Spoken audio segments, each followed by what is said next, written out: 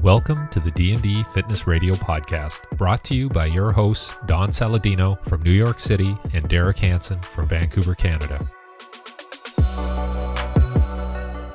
In episode 11, we speak with Miami-based fitness and strength professional Marc Megna.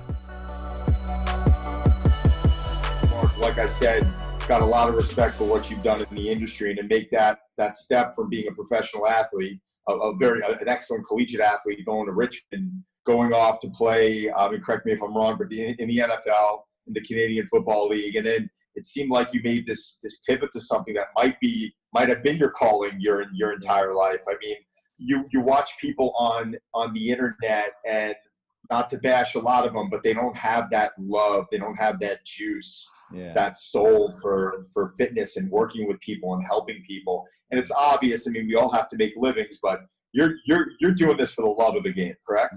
Yeah, I appreciate that, and it speaks volumes of you because you actually noticed that. So you're obviously connected to people. So it takes one to know one once again. But I told someone the other day, I'm definitely not in it for the money. But I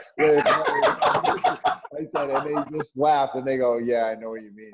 But I mean, look, you can make a great living at this. I'm not insinuating you can't. You can make a wonderful living at this. It's just that, I don't know. You can't do it the way it needs to be done if you're doing it just for a price tag or a pay. That's just the way I feel. I mean, you're a business owner. Derek's a coach. You guys work a ton of hours. You're never going to be compensated rather for the amount of hours that you put in. And it's just, look, I'm in the service industry. I want to help people, and I'm not just trying to save. I'm not trying to save the world, but I enjoy helping someone get over a hurdle because I come from a place where I struggled a great deal as a kid. I wasn't a very good athlete, but, I had a few people around me that were contributing to the development of Marc Megna. And that was important to me. And it made me feel like I was a part of something. It made me feel like people actually cared. And when I overcame this hurdle, obstacle, whatever you want to call it, it made me feel special, and I want to give other people that feeling, and I love that.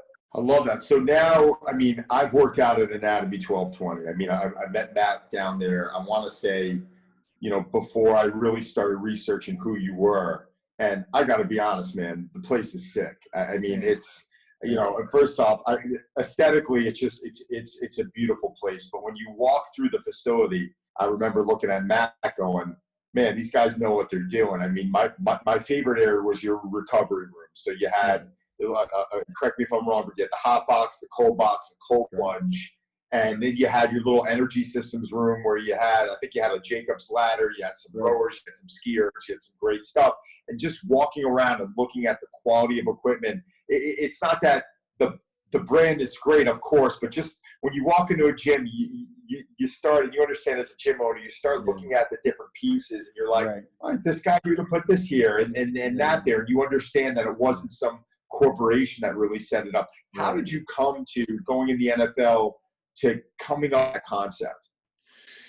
Well, I was always trying to bring things into my world that would help me as a player first. And whatever it was like when I was in Montreal, I met a girl, and she was a yoga instructor, and she's like, man, you need to meditate. And I was like, what the hell is that? And she's like, no, meditation's going to help you. And I'm like, nah, football players, we don't do that stuff. And she's like, you should try it. So of course I tried it, and I was like, wow, this is the truth, man. So I started to meditate, and all my teammates are like, yeah, Mark's so weird. He's always doing weird stuff. And I was like, I'm telling you guys, like, this really helps me. And if it was at the time, just recently, I started this whole nasal breathing thing and oxygen advantage and belly breathing. Well, that's what I was doing then. And I didn't realize some of the best periods as a performer of my life, I was doing those types of things to put me back into the parasympathetic state, right? So I felt much better, and I was always trying to gather information, like how can I be a little bit better, because I'm not 6'6", 260 pounds. I don't run a 4.4.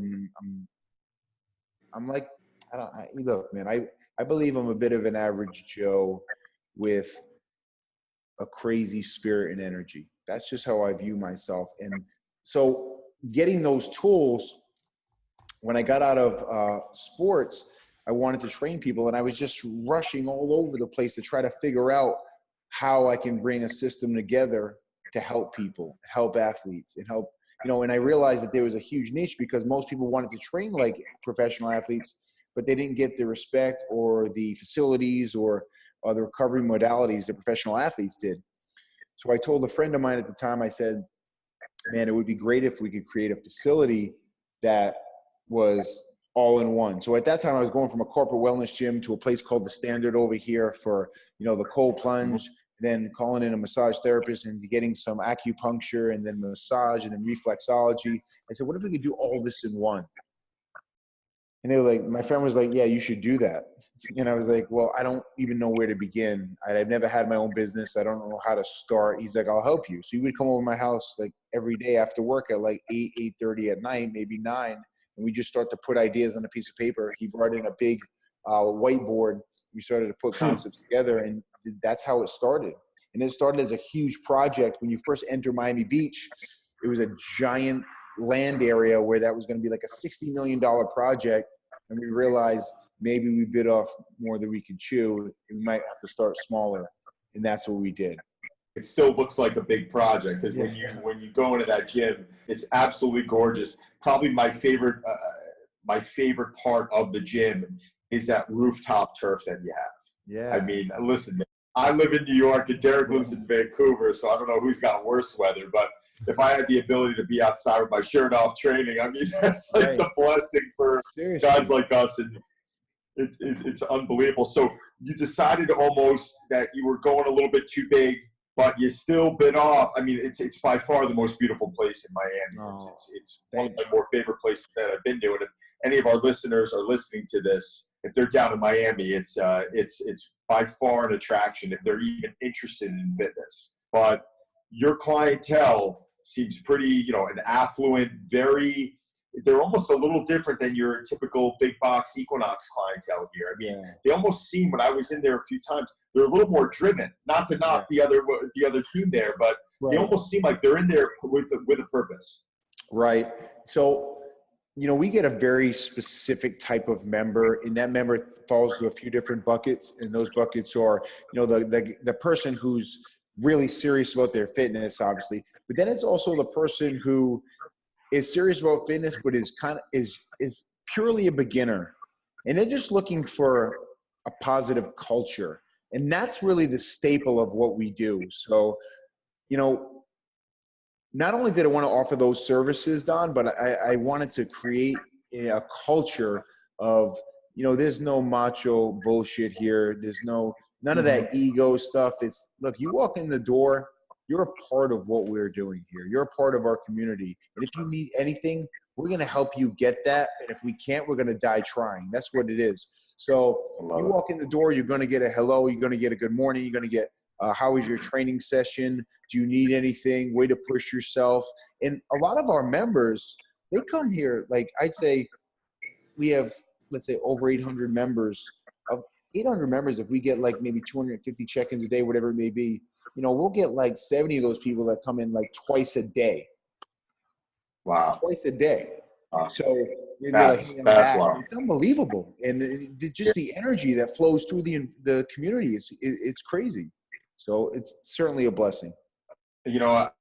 I saw it too. What I'm starting to see now is, I mean, and jumping around a little bit, even your coaches. You got a really energetic kid down there. Sean Gardner's his last name? Oh yeah. Yeah. I mean, you've got some guys that are in there, and I'm seeing now that Dance Body comes down there to do some teaching, I think. Oh, yeah. I know Katia Price really well. Talk about someone's good at what she does. So, you know what? It was funny. I opened my club here in New York City back in 2005. And again, you go in there with money and aspirations of like building this incredibly grand facility. Like if you build it, he will come. But at the end of the day, what I realized was, and you realize this too, it's about the people you put in there. Oh yeah.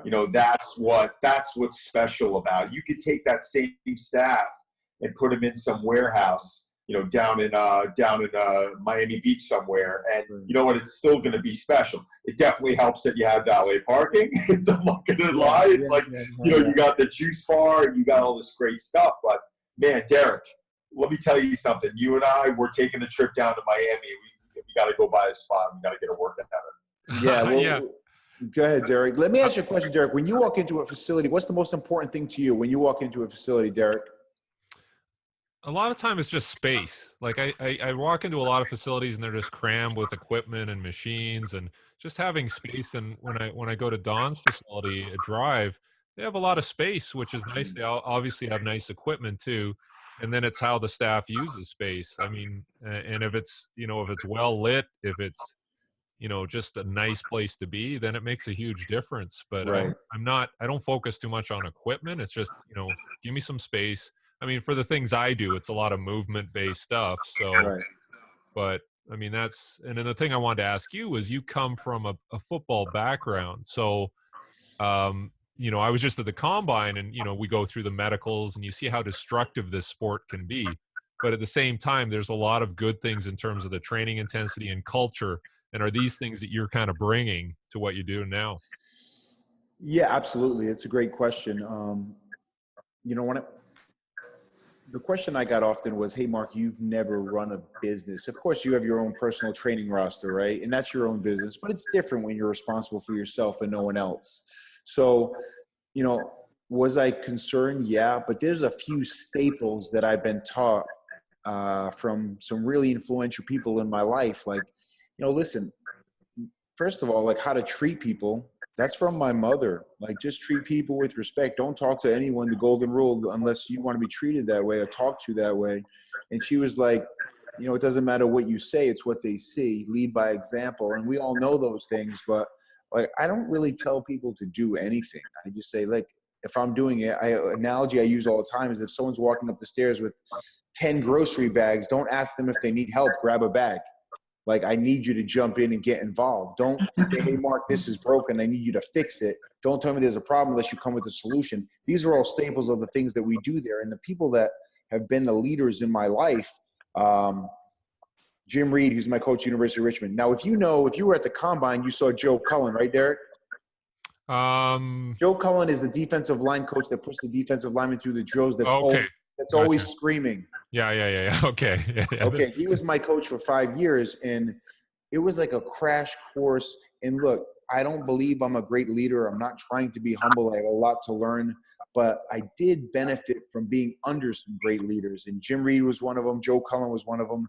I played for Bill Parcells, Pete Carroll, Dick LeBeau, Bill Belichick. I mean, those are pretty much 4 Hall of Fame coaches. The best, yeah. So, and when they talk, they never really raised it. Well, Parcells raised his voice just because he wanted to, but most of those coaches don't raise their voice. And they say, these are the rules. I'm going to tell you what to do, and I'm going to let you surprise me with the results. Like, this is how we do things here. And if you might want culture, but you may not want our culture. And if you want to be a part of this, you'll contribute in an important way, and let me see that by your actions. So those are all things that we implement here. And it's always, we're a team environment. Like, every single trainer on our staff, and you mentioned Sean Garner, Don. Sean Garner is like a human dynamo. Like, he sent me about 5 emails. He was in Tulsa, Oklahoma. I said, one of the tricks that I use, and I'm sure you might do it as well, I hate to say it like this, but it's the truth, ignore a few emails from trainers on purpose, because I want to see them like track me down. And I've had times where guys approach me in the parking lot at 3:30 a.m. and say, Mark, I want to work for you. And that shows me huge initiative, right? So Sean tracked me down, like, just really pounded the emails. And I said, let me do a Skype interview with this guy. And it's a big joke on our team. Sean comes up on the Skype screen. He's got a plaid shirt with like a striped tie. And this guy is like dressed like I've never seen anything like it. And he wasn't dressed well, but he had so much energy, and he looked like. And he told me, he was like, Mark, I've been following you guys, and I'm dying to work there, and it's going to be incredible. And I said, what's your background? I was a firefighter, EMT. I owned a CrossFit gym that was unbelievable. I owned another gym, and he has a wife and 2 kids, and I want to move here to work at anatomy. Wow. And I was like, really? Like, why would you want it? He's like, dude, I follow you guys. It's incredible. I love what's going on there. I want to be a part of that. And I was like, man, I'm never hiring this guy, because if he moves his family across the country, he doesn't do well, that's my fault. Right. But of course I did. And this guy is incredible, man. And just like, forget about knowledge, the person. It's special to see. I mean, and I'm almost feeling like, and I don't mean to insult a lot of the millennials, but I almost feel like now, I mean, you and I are very close in age. I'm so, we're right there together. I think you're born in 76, right? Yep. Yeah. So Derek may have us by a year or two, or maybe 69. I love it. But I was raised in a very Italian, family that we were in the catering business. I was working a lot. I was playing 4 sports in high school, but I was working nights or weekends and there was this work ethic. And my toughest thing was, my grandfather. He was a very vocal guy. He was a very strong built guy.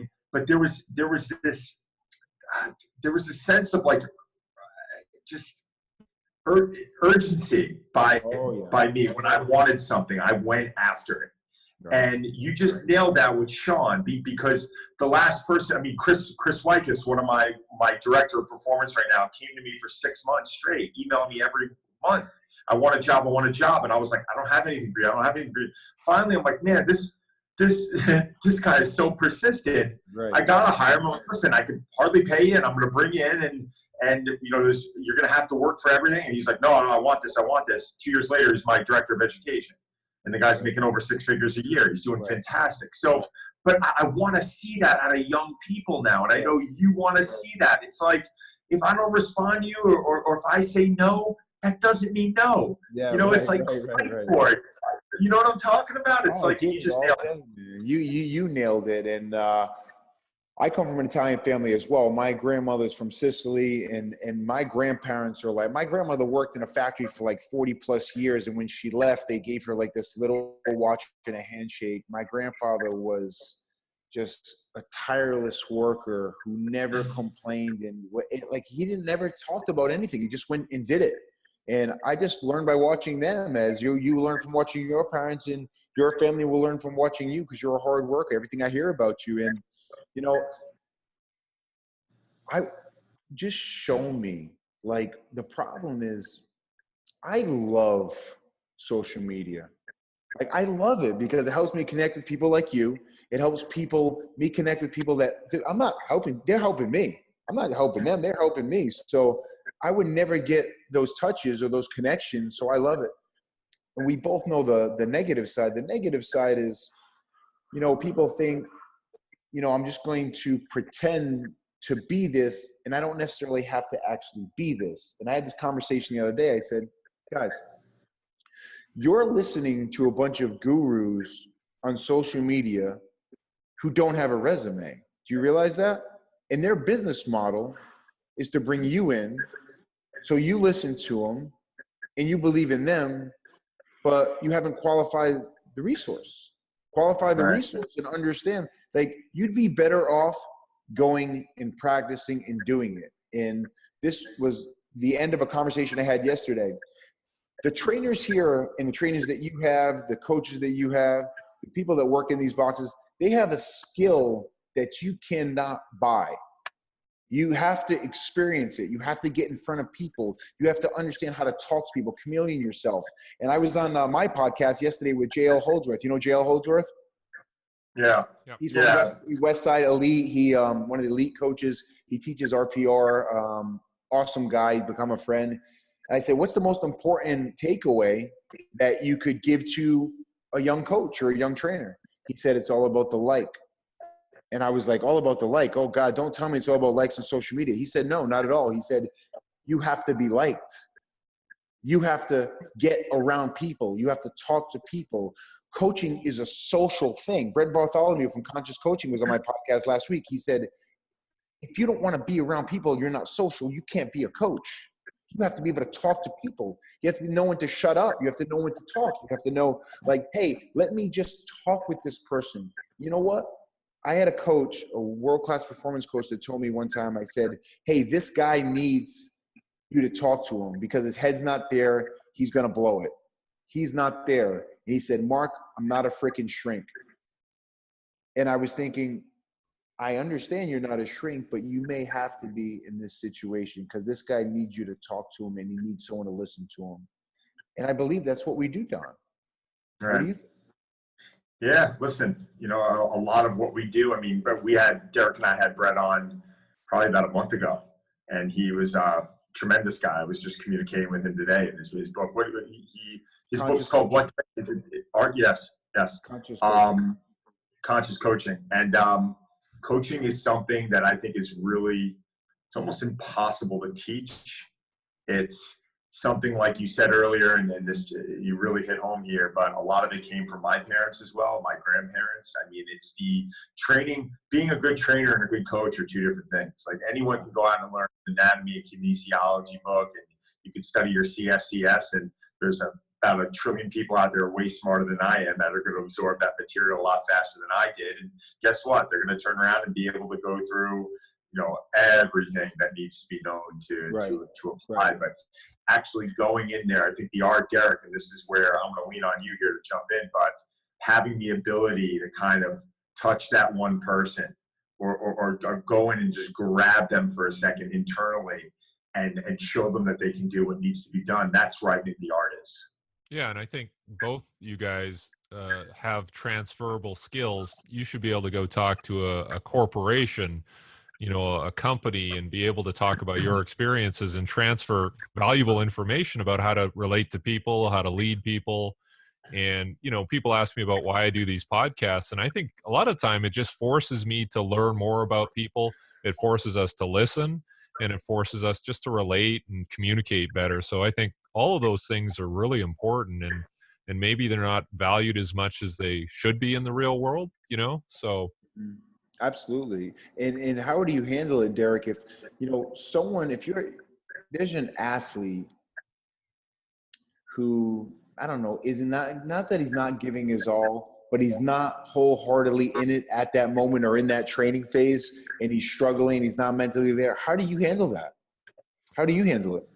I think it always comes back to, like, I got to understand this person as a person, right? You know, and you were in the NFL, you know how it is. And I've dealt with a lot of athletes in the NFL. And as soon as you start getting paid a lot of money, you lose that passion and you lose the context of why you're playing the sport. So I think if you talk about, oh, you should be motivated because you're in the NFL, you lose them. But if you start connecting on a personal level, like if they have kids, I start talking about, you know, my kids and their, you know, and then now we're interacting on a personal level, and it's easier to start, you know, approaching some of these difficult topics, you know, about your motivation and, you know, how come you're not working hard, you know, Right. and that's always worked well for me. And quite honestly, the thing that's always worked well is when I start working with an athlete who's been injured. It gives me a more of an in to relate to them on a personal level and say, like, look, we took you from an injured, you know, an ACL injury or a hamstring injury, and we got you back. And so now there's trust. And as soon as you have that trust, I think it really helps. Oh yeah, 1,000,000%. Like I don't, to get someone to trust you is probably the hardest part of the trainer, coach, client, athlete relationship. And look, man, that took me years. Like there's people like I train now, Derek, that I've had for 10 years at 7 a.m., at 8 a.m. Like my 6, 7, 8, 9, 10, they're like, one's a doctor, one's my doctor, one's my lawyer, one's my accountant, one's the person that helps me with like everything. Like they're my family. But it took me years just to get along with them, because I was like, man, I can't stand this person I train. And I realized that had nothing to do with them. That had everything to do with me. One of the things that I think gets lost here in coaching and training and in our profession is it's not about you, man. It's not about you. It's like, who's the most important person in the relationship? It's not you, it's the other person. The reason that you're having a difficult time is because you're so focused on yourself. If you forgot about yourself for 5 seconds and focus on the other person, you know exactly what's happening in front of you. You can pay attention to detail, and you know exactly how to handle the situation. Most of the time, I find coaches and trainers are in their own head, judging themselves and putting their shit on other people. So once you get over that hurdle and serve the other person and understand, it's like a marriage, right? If you're in a marriage or a relationship and the most important person in the relationship for you is the other person, and for them it's you, it's a successful marriage or relationship. If you're in a relationship, and I'm sure you've been there, where the most important person is the other person, and to the other person it's themselves, well, then you're screwed, right? Yeah, you know what? They're all related, Derek. I mean, even talking about business, it's like giving you a couple of examples. If someone's so obsessed about becoming successful and all they think about is how much money's in their bank account, if they're obsessing over that, they're never focusing at the task at hand, what needs to be done that day. When I have someone come into me, we have a project that we're getting them ready for, they're like, how am I going to get there? I'm like, listen, we mapped out our plan. I showed you to get from point A to point B. What you need to do is this: focus on what you have to do today to the best of your ability and do the best you can. And if and when you screw up, that's fine. Make a note, do better tomorrow. And if you screw up tomorrow, that's fine. Make a note. And every day, if we just focus on what needs to get done that day, and we stopped obsessing about having 10 million in the bank account, or we stopped obsessing about losing 50 pounds. I'm giving you the tools. Just be great at it. And with coaches especially, I know Brett Bartholomew would agree with me. Derek's going to agree with me here. But they come in a lot of times and they're so obsessed with being the best to the point where it starts clouding their vision, and they start worrying too much about how much money they're making. It's, you know how many free sessions I've given in my life? It's like, you know how many times I've turned around and I just, to earn that trust, or even after, you know, a hard hour, I knew the person was having a bad day, and I said, listen, that one's on me. All right, I love you. I'm here with you. We're in this little wrong hole together. Boom, you do that once, but a lot of coaches out there, well, I don't want to lose that money. You crazy? No, man, you're gaining a relationship. You are investing in the future. You're going to get 10 of their friends. It's going to pay you back. But again, a lot of these young kids coming into the industry, they just don't understand it. I mean, you know, every time I hear someone say they want to be the best, you correct me if I'm wrong, Derek, please jump in. Don, have you ever heard Tom Brady say he's the best? Have you ever heard Michael Jordan say he's the best? Have you ever heard Tom Brady talk about leadership? Have you ever heard Michael Jordan talk about leadership? Who talks about Michael Jordan and Tom Brady? Everyone else. They're teammates. Everyone else. Yeah. Everyone else is like, holy shit, who's the best? I go to high schools now and talk to kids, and my first question as a joke is always, all right, guys, one quick question. LeBron or MJ? They go, Jordan. Now, I go, Jordan. I said, did you ever see Jordan play? They go, no. I'm like, why are you picking Michael Jordan? He's the legend. He's the GOAT. He's the legend. And they point to their sneakers. I'm like, they're right. no. Bro, I'm a huge Jordan fan. So I always say, can you believe the lasting impression that he's left on athletes from all ages? It's incredible. And he never says he was the best. He just went out and played. So anyone like trainer or coach who says they're the best, I love the confidence. I love the push. I love the self-assured. But you know what? If you're that concerned with being the best, it's probably because you're insecure and you're not. Right. I agree with that. Derek, you got to see that at your level. I mean, we're training. Mark and I probably have more of a similar clientele. I mean, you're working with a really distinguished type of clientele over there. Right? Yeah. I don't think it's any different than what you guys do, because you're going to be, like Mark said, you're going to be defined and assessed based on your results, not who you are or what you do, right? So if you get results, that kind of speaks for itself, and you don't have to say anything because you're represented by your clients, right? And it's the same with you, Don. Like, you know, look at the actors you're working with, look at the results you're getting, you see it on the screen. So do you have to go and say, like, I'm the best? No, like, hey, these are my clients, these are the people that represent me. And, you know, I think that's basically what you guys are saying. And think about it, Derek.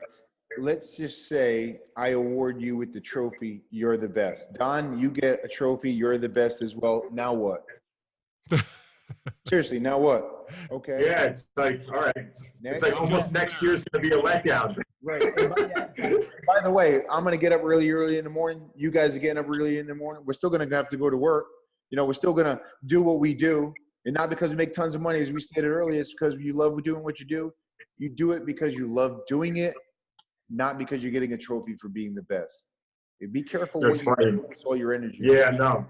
You know, it's funny about this industry. What I love about this industry, and my career is going in a little bit of a different direction now, but I love the fact that I'm continuing learning for not only myself, but my clients.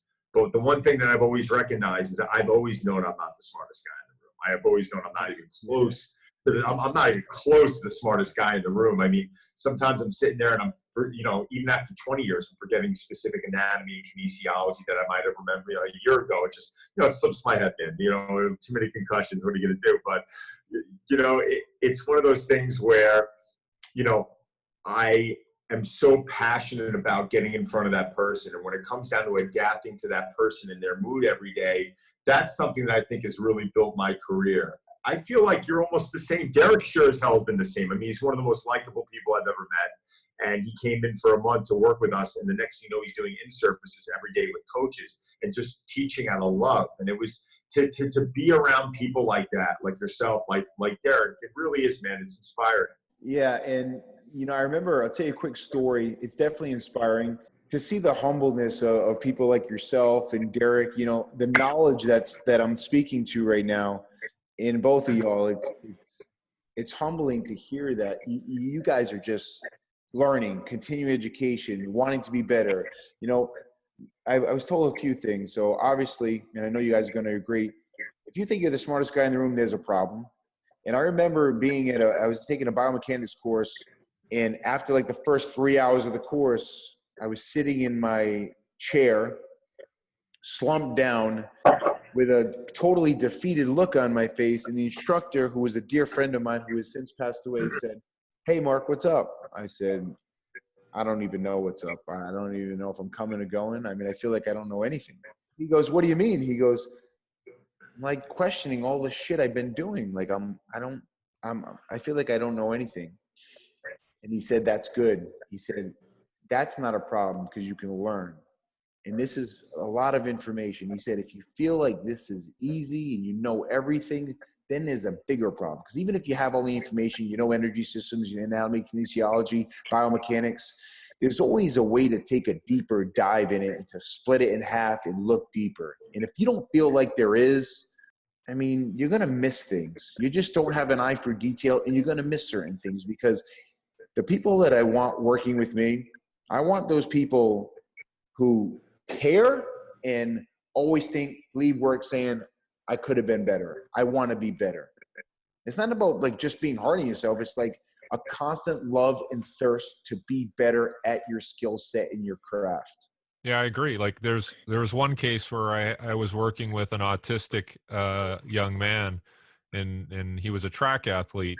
And when you work with somebody with autism, you have to change everything the way you do. You can't just go, I work with everybody this way, and so you're going to learn the same way. You have to actually reteach yourself how to coach to this new person. And that was probably the most valuable experience I had last year, was learning how to coach using different words or different motions. And so that, stuff like that, you just can't buy. I mean, I don't know how you did that, because that is one of the most challenging things, just to have that positive effect on an artistic individual.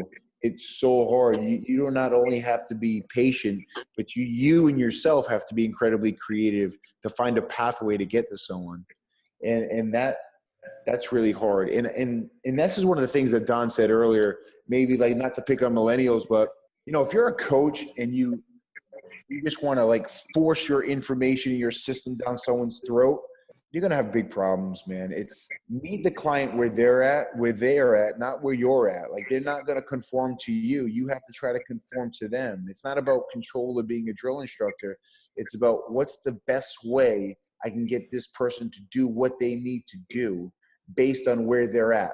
And a lot of people struggle with that. I see it every day. So I saw that you went out to Jim Jones and you started doing some training with those guys out there. Yeah. Correct. What was that? What was that? I mean, I know them well, and I'm curious on your takeaway because I mean, listen, this is high intensity training. Right. Did you feel like at any point it was just all about the beatdown? I'm sure you still took a lot out of that. Yeah. But what were your main takeaways? You know, Jim Jones, more than anything, the reason I really appreciated the culture and the environment there, or their community rather, there's a way they do things. Now they have a system. They teach programming. I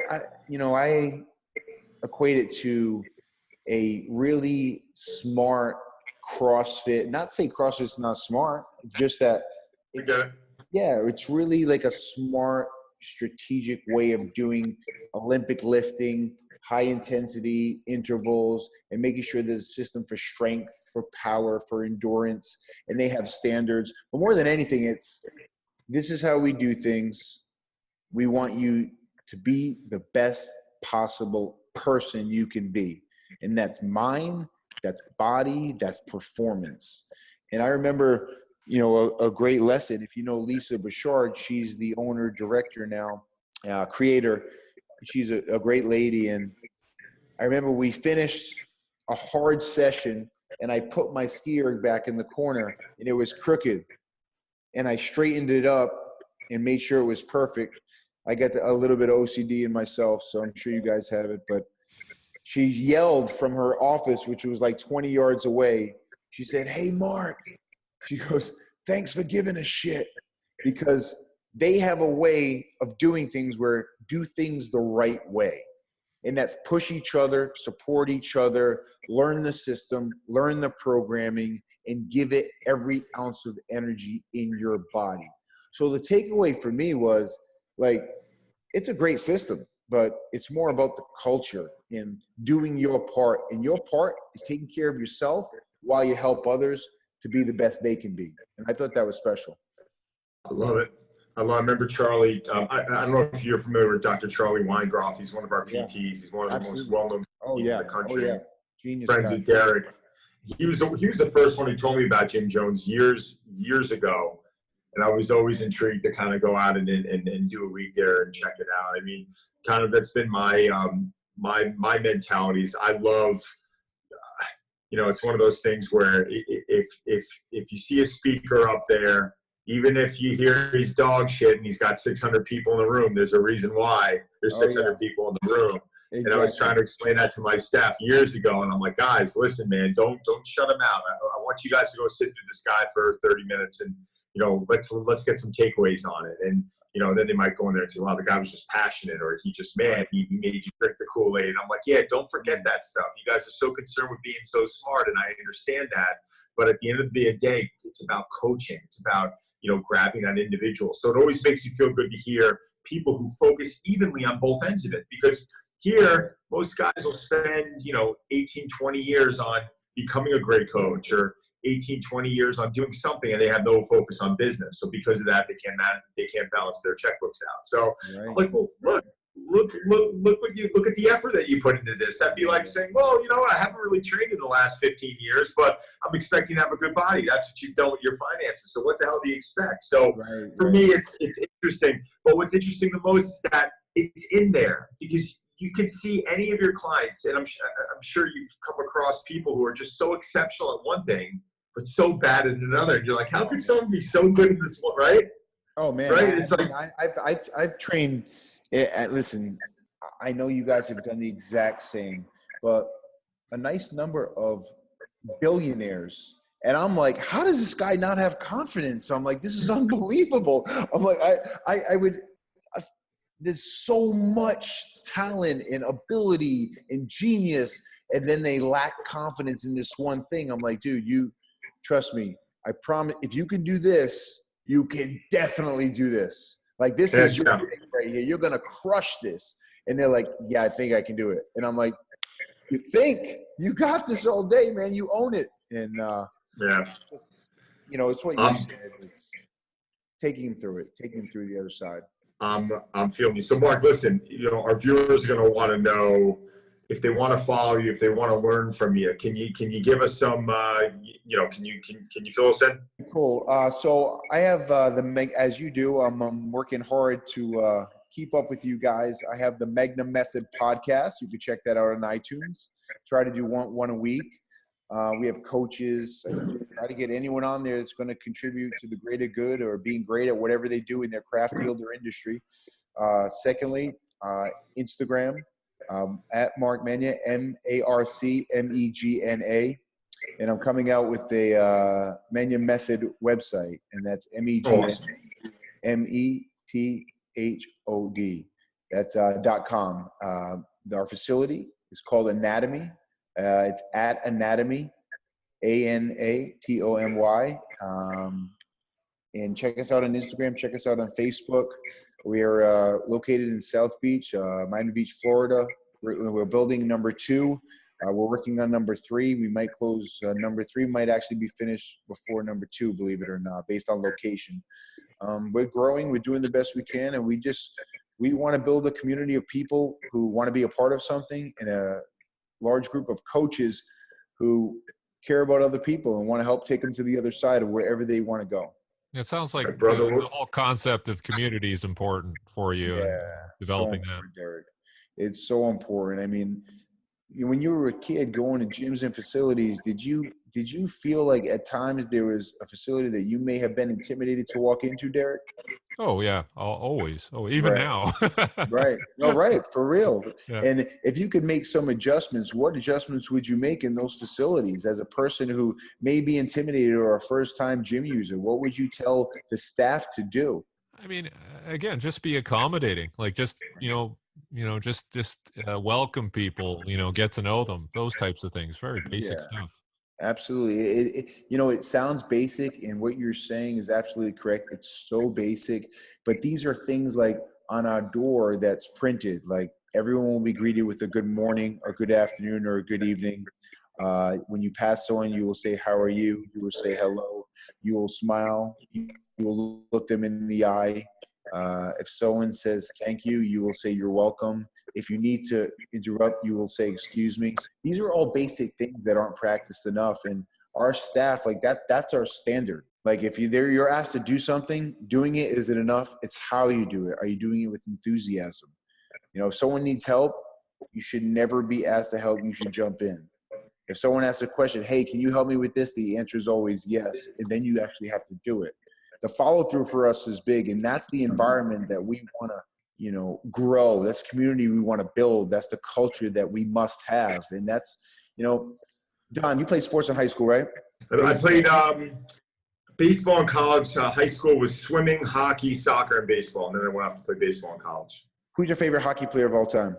I'd take, Gretzky, LaFontaine, Steve Yzerman, right up there. So what was special about Gretzky aside from the assists and the points? I mean, I think how coaches and defenses almost had to restructure their strategy because he was just so young and so good. He was just so dominant. I mean, just to see a guy come into the sport, even to this day, I've never seen someone come into a sport that caused so much havoc to the entire league, to the point where the league just legitimately had to say, we can't stop this guy. Like that's pretty cool. Like they're almost having meetings with each other to try and figure out how to stop one guy who's probably 5'10". Yeah, and the whole thing was it came out of the whole slap shot culture of like hockey was this violent thing, and this guy just didn't do any of that. He was just good. He was great. He was incredible, and the carry, and we're not that big, but the carryover is like a lot of kids from Canada wanted to play professional hockey. Not every kid got to play professional hockey, but the kids that got to play wherever they grew up and wherever they played, there had to be something special about them. So there's a lot of gyms, there's a lot of communities, a lot of cultures, a lot of fitness facilities in the country and in the world. And what's going to make yours different? Because as you said earlier, Don, it's not the walls, it's not the equipment, it's the people. And more importantly, it's how the people behave. So if the behavior of the people is positive and caring, and you can do that each and every day with consistency, your community is going to be different because it's not like that everywhere. It sounds cliche and it sounds easy, but not everyone does that, man. And most importantly, when you're having a bad day, can you still do it? Yeah, everybody always always wants to debate the details of the workout and what method are you using, but they're missing the point and all these details that you're talking about. Yeah. I tell you, Derek, man, it's, as Don said earlier, you can teach someone those things, but you can't teach someone how to actually care and give a shit and put themselves second and focus on that person on the other side of the room who feels awful. How are you going to make them feel comfortable? That's a skill set. That's being a human being. A lot of people can't do that because they can't forget about themselves for 5 seconds. Yeah. Well, that's what separates, in my book, from the good people, the real special coaches. That's what separates the men from the boys. So, Marc, listen, man, can't thank you enough. It's truly an honor to have you on, man, especially after watching you being somewhat of a fan over the last year. Oh, It's been great to see what you're doing. And all I'm asking is when I come down to Miami that we can break a sweat together and come to 1220 and have some fun with some social and really crush the workout together. That'd be a lot of fun. And hopefully Derek's going to join us for that. Putting him on the spot right now. I gotta get in shape for that. Dude, I don't know if I can keep up with you. Oh man, you guys I see the stuff you're doing, man. I don't know if I can keep up with you guys. I'm gonna try. I think you'll be just fine. Trust me. You with your he's doing 1,000-meter sprints on the erg with repeats like 10 say. It's brutal stuff. But listen, man, like you said, you don't do it because it's what you have to do. You're doing it because what you love to do. Absolutely. Guys, I can't thank you enough. Listen, please stay connected, and it's an honor to be on the show. I'd love to take a trip up there and check your facility out and learn as much as I can from you selfishly. But, whenever you come down, please let me know. I love connecting. Well, why don't we set it up when Derek comes in? Why don't I let you know when Derek's coming to town? He travels a lot with Benicio del Toro. So when Benicio's in town, if there's a couple of days he's got to come up, maybe I can give you a call and just say, Marc, listen, if you can, try and get up here. And if not, we'll do it in a few months later, whatever it is. But I think it'd be a lot of fun. Tell me exactly when that happens. And Derek, please tell Benicio del Toro I cannot wait for Sicario 2. I saw that trailer and I wanted to jump out of the airplane with those guys. I was so excited. Yeah. Marc, he's a beast, man. You got to meet this guy. He's hilarious. Yeah, he's intense. Hilarious, but like he's not Kaiser Soze, but he's kind of like the guy from Usual Suspects that I wanted to be like. Yeah, I understand. Good dude, too. All right, boys. All right, guys. Thank you very much. Marc, thank you again.